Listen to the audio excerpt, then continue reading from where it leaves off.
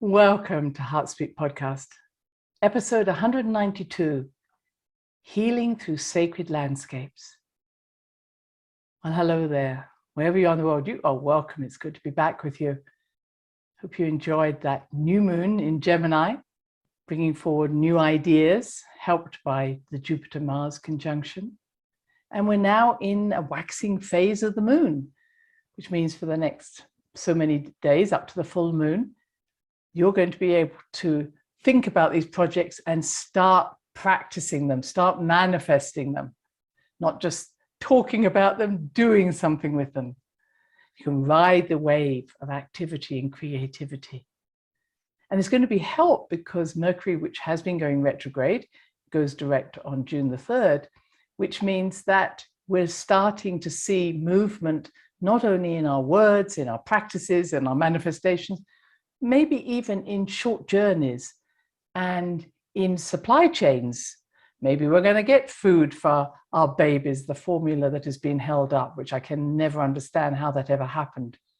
So hopefully the short journeys that I know many were cancelled over the past weekend, maybe that was part of Mercury going stationary and now moving forward again. And because Mercury is in Taurus, which is all about the body, that's why I'm suggesting that this is going to be increasing food supplies. Same time, however, Saturn is deciding to go retrograde, and it does this every year for about 4.5 months. And so when Saturn goes retrograde, you can actually feel as if things are going slower, you're being held back. Saturn is about restrictions and limitations. So even though I'm hoping Mercury will improve some of these food chain problems, we may still see this continue because Saturn is now going retrograde. But when Saturn's in Aquarius, it's all about, as I've described before, about structuring the way we live in communities, about who controls the community, who is the authority of the community. And there's a lot of battles going on about whether it's money, where will this money go in our community, or elections, how will that appear, who's going to control these, or who's going to control the movement around, so transport. There's a lot of issues going on about not only the control from the top down, from the bottom up. What is it our community need for education and health?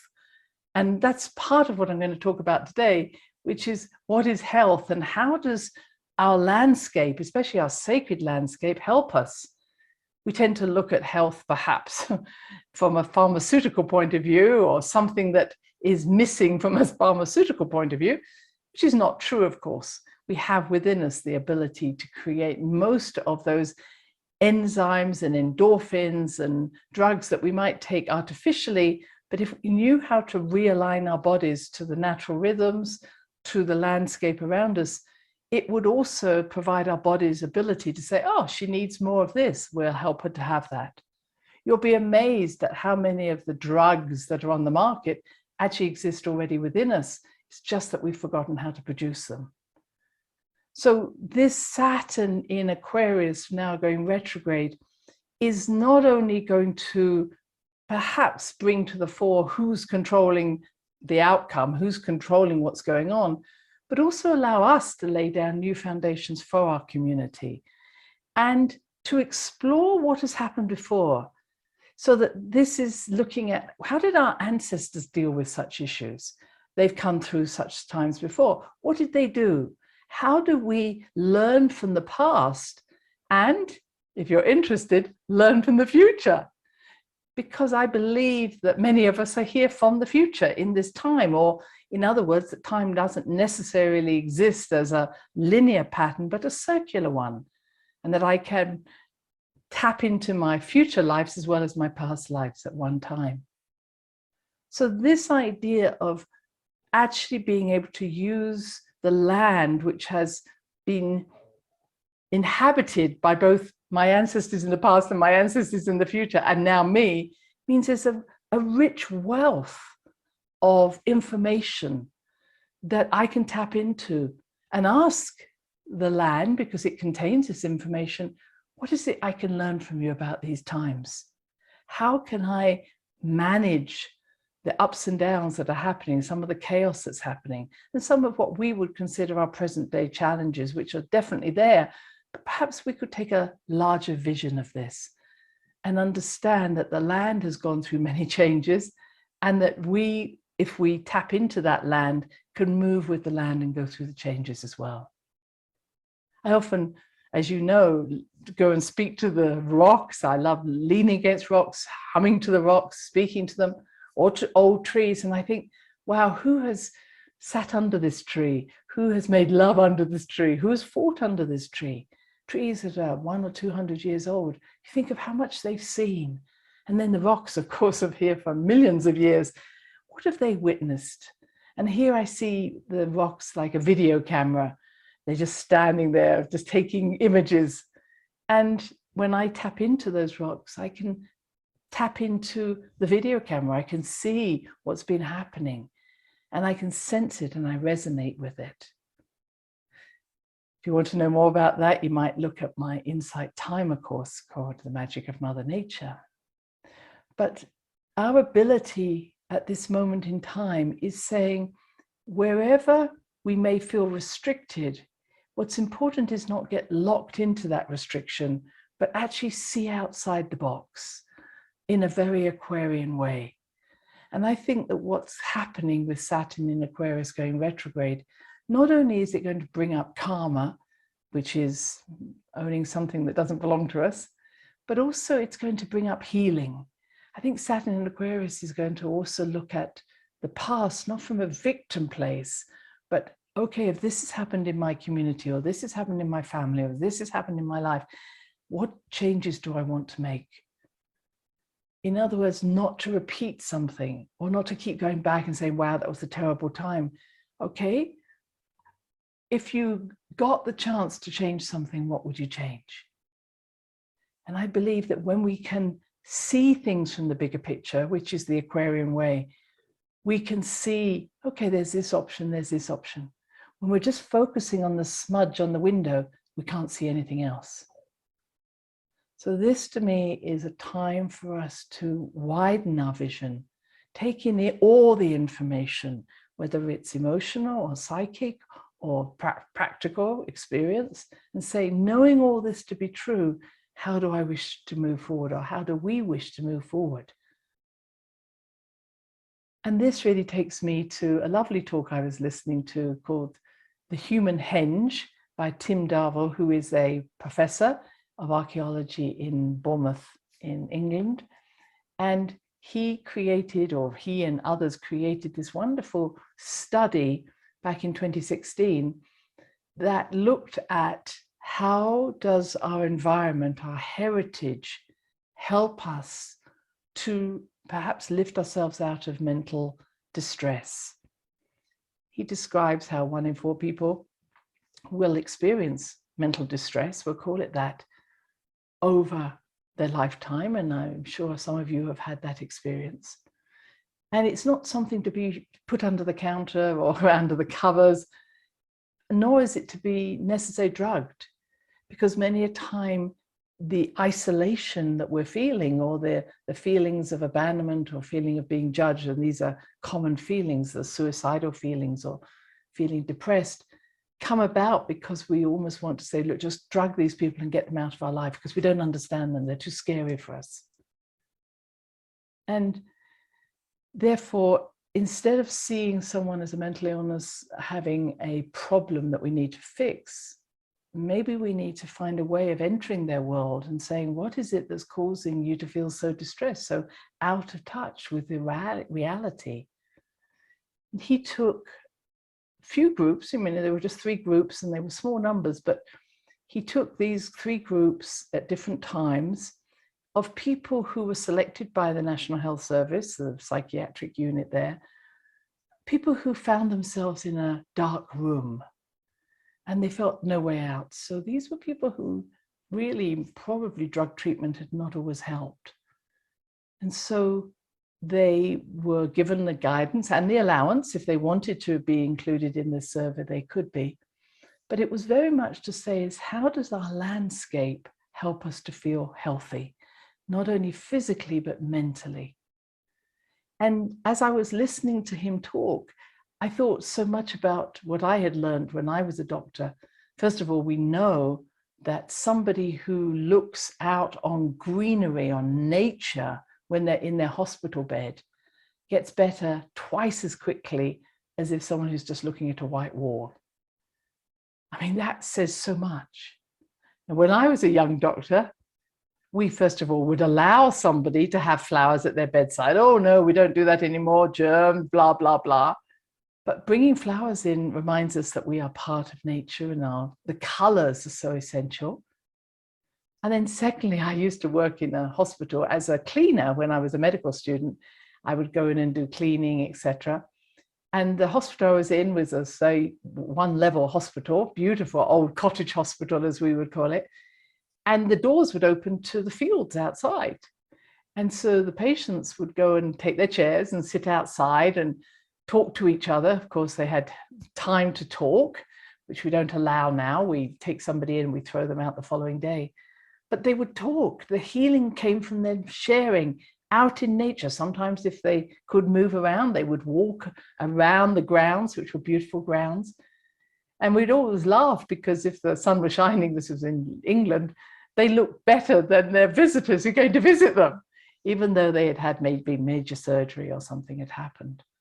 But I know that those individuals got better quicker and much deeper than the ones who were thrown out after 1 or 2 days, didn't have anybody to talk to, and just looked at the white wall. There is so much we're missing in this. And I've spent time going around different hospitals where they perhaps had music coming in, or a place where you could walk through something that was nature. I've seen that in Scandinavia. We kind of go, oh, that's just like, that's faff, that's just like, just on the edge. It's not. It's essential to our healing. And as Professor Darville was talking, I thought about working in a very big mental hospital that was in the north of London. And that, we always said its corridors were almost a mile long. I mean, it was a huge hospital, but it had amazing grounds. And the grounds had vegetables and animals, and the patients were allowed voluntarily to go and work with the animals or work on the land. And it was an amazing place to be. But of course, there came the rule that said, no, no, you can't exploit the patients. Let's put them all back inside the hospital, lock them up. Of course, guess what happened? Their need for pharmaceuticals went up dramatically. And so what I know is that when I worked with some schizophrenic people and was invited to work with them, we took them out and into nature, maybe to just a walk behind trees or with trees and just through some woods, etc. And many of them had never been in nature, never had the awareness of being near a tree or a rock or it. And they said, wow, just being with these trees that are larger than me makes me feel safer. Not insignificant in a bad way, but really my issues are less significant when I'm actually out in nature. Everything becomes expanded in a positive way. And this is what Professor Darville found, is that many of these individuals felt that things got back into perspective. They felt more relaxed. They felt not judged. They felt not alone. They felt that because they were in this small group, which maybe 10 or 12 people, they had other people around them. And because of this, their confidence grew. And he said many of them had never been able to get out of their homes to go anywhere, or maybe get on their own transport to go somewhere. Now they were getting on buses or trains and were confident enough to do that. Somehow Mother Nature had surrounded them with this confidence, given them a thrust, and what appeared like a dark room had given them windows and doors that they could exit and come back into the dark room if they wanted, but there was a way out. And what he included was not only the fact that he would bring different pieces of pottery or specimens or objects that they had found at archaeological digs, and he would then sort of reenact with other people what it must have been like to be an ancestor of 1,000 years, 2,000 years, they would go to places like Stonehenge, Avebury, which are 3,000 or 4,000 years old. And they would go, imagine what it would have been like to be there. And he didn't just take them into Stonehenge amongst the stones. He would take them to places that were there before the stones. He'd say, imagine you watching the stones being laid down, people building these Stonehenge. And he said that it was as much important to be able to be in the landscape, because we know that the ancient people would build their stone circles, their sacred sites, often according to the landscape. Where is the river? Where's the stream? Where's the hill? Where does the sun come up? Where does the sun go down? And he also said, well, you know, British weather has not changed that much. So what does it mean to be in rain when all this is happening, or sun? And how would this have been for our ancestors? And he saw how, again, being able to take ourselves out of our lives as they are now, just for a time, but in a very safe environment, but being able to say, wow, other people have walked this land before me. Other people have been here. They've moved through space. They've understood the rituals of life and the rhythms of life. It allowed them to explore themselves in other landscapes which had brought healing. And then he would offer situations like bring in someone who sang, or someone who played an instrument that was from the far back, or he would do dances. He'd bring in dancers. And he said that in the end of the time that they were together, I think it was about 10 weeks, he said that many of the participants in this study actually chose to let me enact something, let me show you what I've learned. So they would share their pictures, because they would also be given the chance to draw or create pottery or do mask making. And that creative energy, which is so essential for us, which is getting lost in a two-dimensional phone, a screen, a computer screen, is so essential. And what I've come to understand, that schizophrenia, I think, begins back at that age when you're 4 or 5, because at 4 or 5, you are sent out, hopefully, into places where you can explore your environment. So you climb a tree, or you go down into the mud, or you go into the caves, or you roll down a hill, or you think, well, this is something that I can create. And you're entering into the earth. In my day and age, it would be even just seeing the table as maybe a ship or something, a car I was going into, but I was entering into a three-dimensional world. With the children nowadays, only seeing screens, even if they have virtual goggles on or whatever else they're doing, it's still a screen in which they're entering. They're not entering their bodies into it. So their mind might be entering into something, but their body isn't. And to me, that's the beginning of the problems with schizophrenia, where your body is not accessed. It's just your mind is going into what we might call your imagination, your consciousness, but your body doesn't have that same inherent understanding of how it fits into the three-dimensional world. And I see that again. And so 7 years later, we're moving into our teenage years and puberty. And again, I think there's a real push there to how do we relate to people. And again, if we become isolated, if we're socially isolated, which happened, of course, during lockdown, we don't have, again, that interconnection with our peers, whatever that means. But again, it is a body-centered interaction, even if it's not a sexual one. I'm talking about whether you're playing sports or whether you're hugging, or whether it's an interaction. And then when you're 18 or 19, that's another 7 years on from there. Then I think that's where we see schizophrenia come out.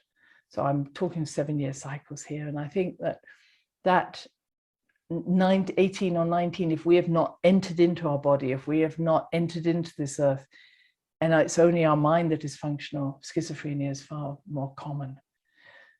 So when I see Professor Darrow doing this amazing work, where he would take people amongst the stones, but also amongst the trees and amongst the ditches and amongst the waterways, and they would actually be in the water, or they'd be in the rain, or be in wherever, and they understood their relationship to nature. That made a big difference. And he took a survey a year on and saw that many of them were feeling they were connecting more with other people, they were more relaxed, they were more confident. It wasn't a cure at all, but it certainly showed that there was something very magical about being in these landscapes, and not only just amongst trees and rocks, as I say, but amongst something that is ancient.